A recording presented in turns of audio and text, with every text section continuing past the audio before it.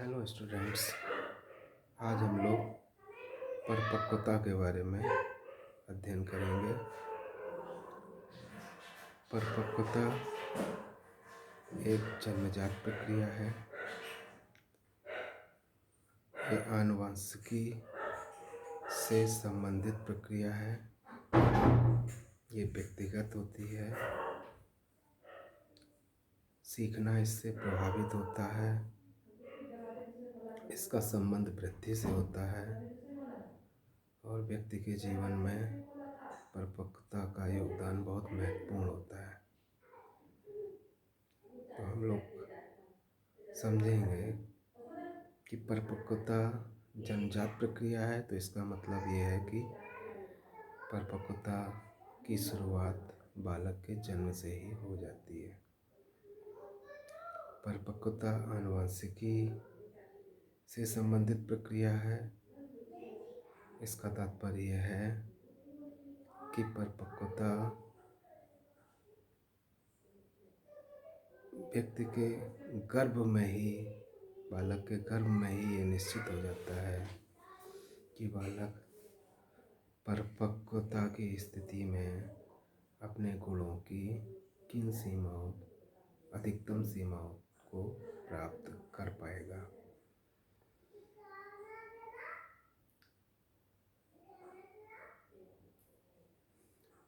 परिपक्वता की प्रक्रिया बालक के जीवन में अपने आप होती है। इसका पोषण से, वातावरणीय दशाओं से ज़्यादा असर नहीं पड़ता है।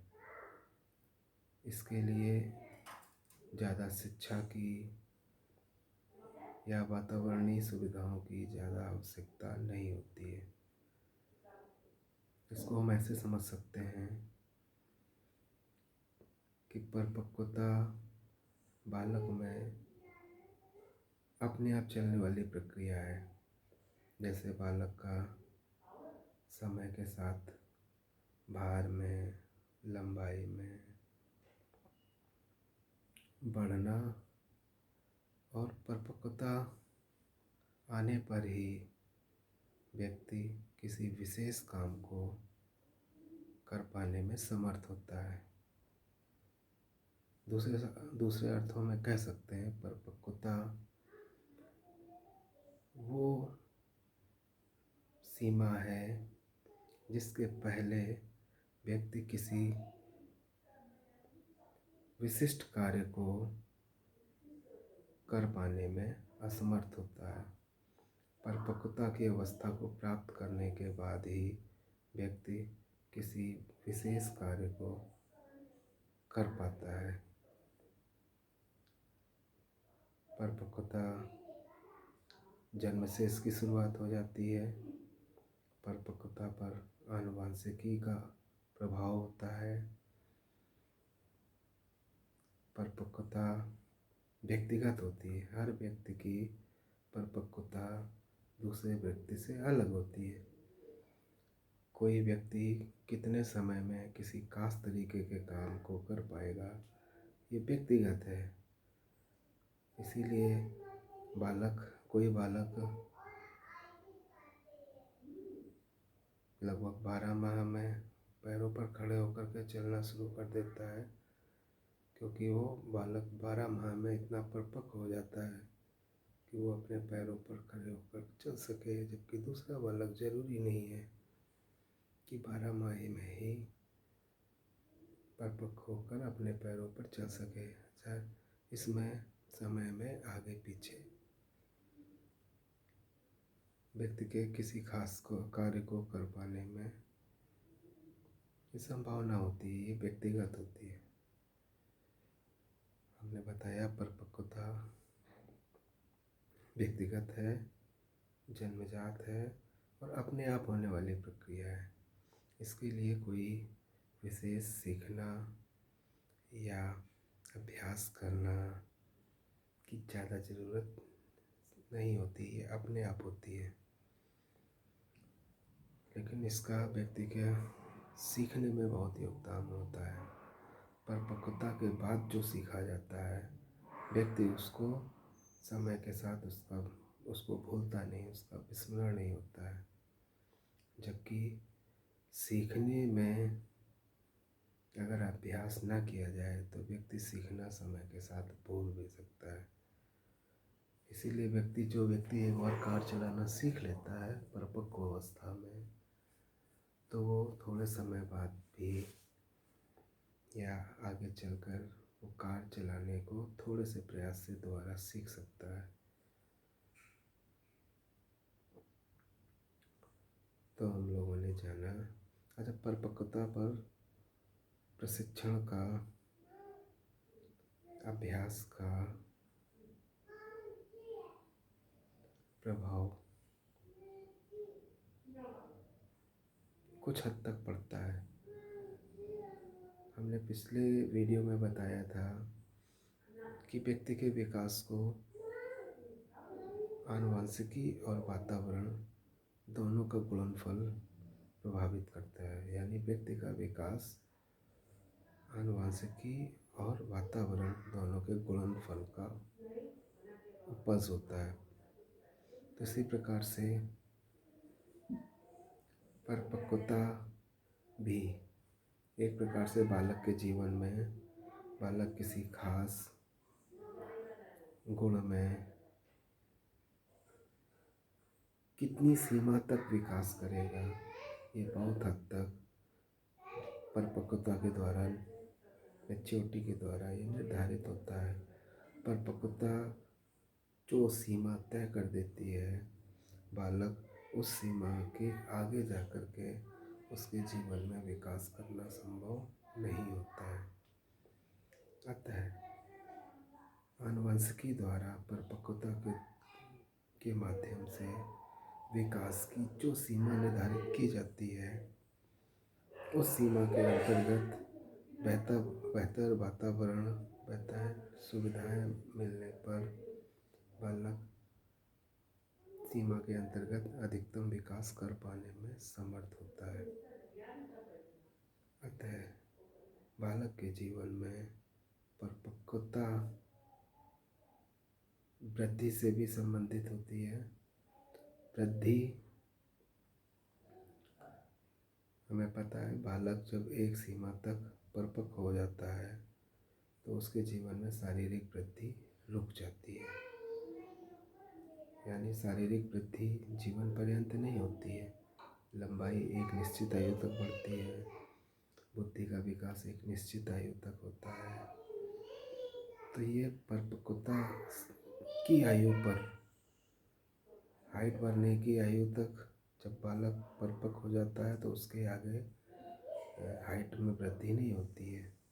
बुद्धि का विकास भी, व्यक्ति जब परिपक्वता की अवस्था को प्राप्त कर लेता है तो उसके बाद बुद्धि का विकास भी संभव नहीं होता है।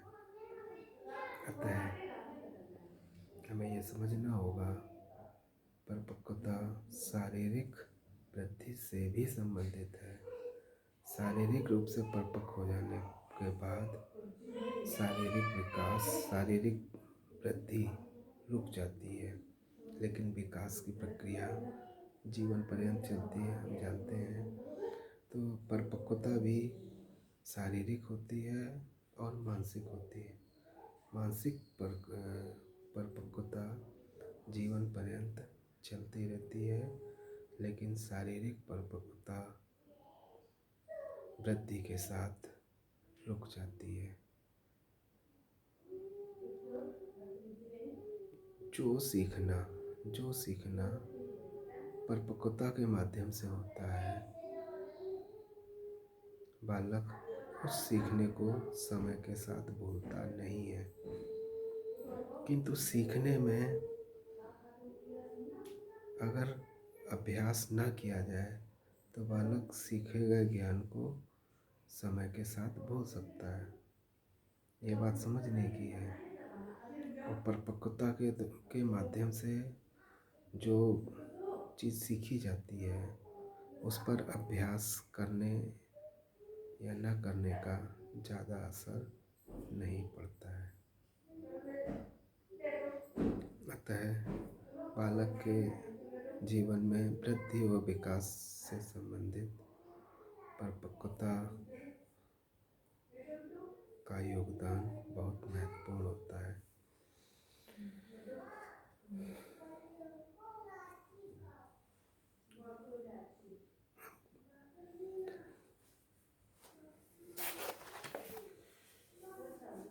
कुछ हम डेफिनेशन डिस्कस करेंगे तो आपको समझ में आएगा परिपक्वता क्या होता है।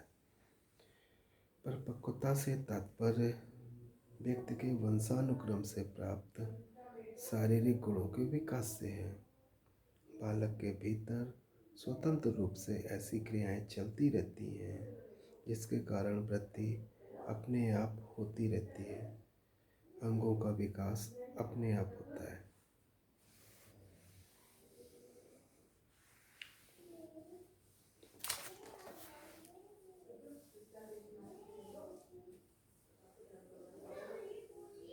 परिपक्वता की प्रक्रिया हमने बताया नैसर्गिक होती है, नेचुरल होती है। परिपक्वता में शारीरिक संरचना में परिवर्तन आता है, किंतु सीखने में शारीरिक संरचना में परिवर्तन नहीं आता है। परिपक्वता एक बायोलॉजिकल प्रक्रिया है, बायोलॉजिकल टर्म है और इसका संबंध एज से होता है। हमने बताया परिपक्वता व्यक्तिगत होती है। व्यक्ति किस अवस्था में व्यक्ति किसी खास काम को कर पाएगा, ये क्षमता हर व्यक्ति में अलग अलग होती है। तो इसलिए परिपक्वता व्यक्तिगत चीज़ है। परिपक्वता का संबंध ग्रोथ से होता है। परिपक्वता पूर्ण होने पर वृद्धि रुक जाती है। परिपक्वता स्वतः चलने वाली प्रक्रिया है। यह फिलोजेनेटिक एक्शन पर निर्भर करती है। यह फिलोजेनेटिक एक्शन से संबंधित है। फिलोजेनेटिक एक्शन ऐसी शारीरिक क्रियाएं होती हैं जो किसी भी प्रजाति के सभी सदस्यों में विकास का क्रम समान होता है, समान रूप से पाई जाती हैं। तो ऐसी क्रियाएं जो किसी भी प्रजाति की संतानों में जो विकास का क्रम जो समान रूप से होता है, समान रूप से पाया जाता है, तो ऐसी क्रियाओं को हम फिलोजेनेटिक क्रियाएं कहते हैं। और फिलोजेनेटिक क्रियाओं का संबंध परिपक्वता से होता है। जैसे मानव जाति में बालक का विकास, सबसे पहले बालक सरकना सीखता है, उसके बाद घुटनों के बल चलना सीखता है, उसके बाद पैरों पर खड़े होकर के चलना सीखता है। यानी ये क्रम निश्चित है। ऐसे ही जानवरों में कुत्ते का बच्चा ये क्रम फॉलो नहीं करता है। सारे कुत्ते जन्म लेते ही चारों पैरों पर चलना प्रारंभ कर देते हैं। जानवरों में गाय, भैंस, इनमें भी यही प्रक्रिया दोहराई जाती है। तो यानी फिलोजेनेटिक क्रम का मतलब ये है कि ये ऐसी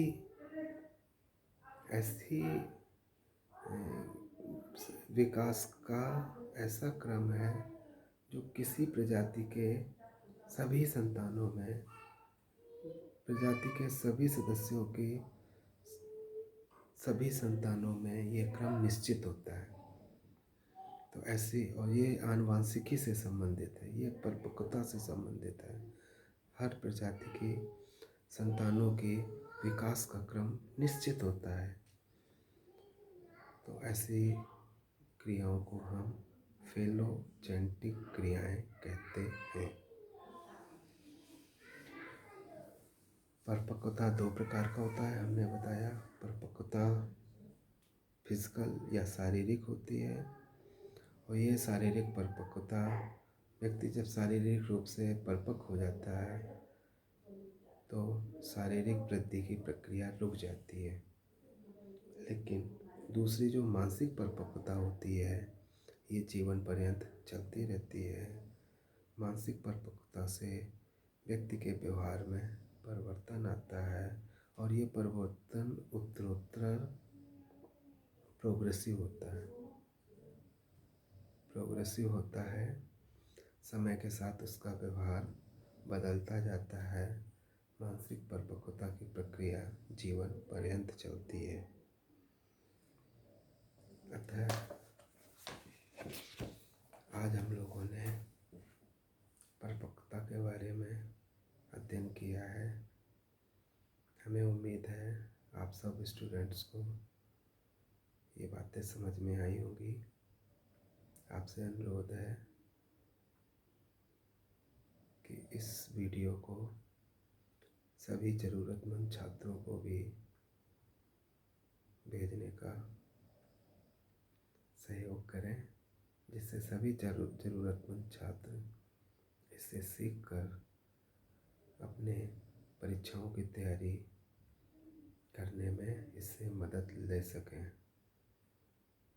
साथ ही हमारे YouTube चैनल जो CTET, TET, super TET, NET education जैसे परीक्षाओं की तैयारी से संबंधित है, इस चैनल को भी सब्सक्राइब कर लें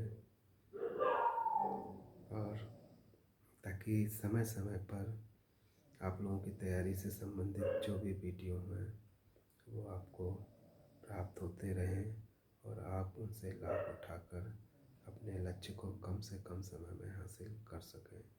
धन्यवाद।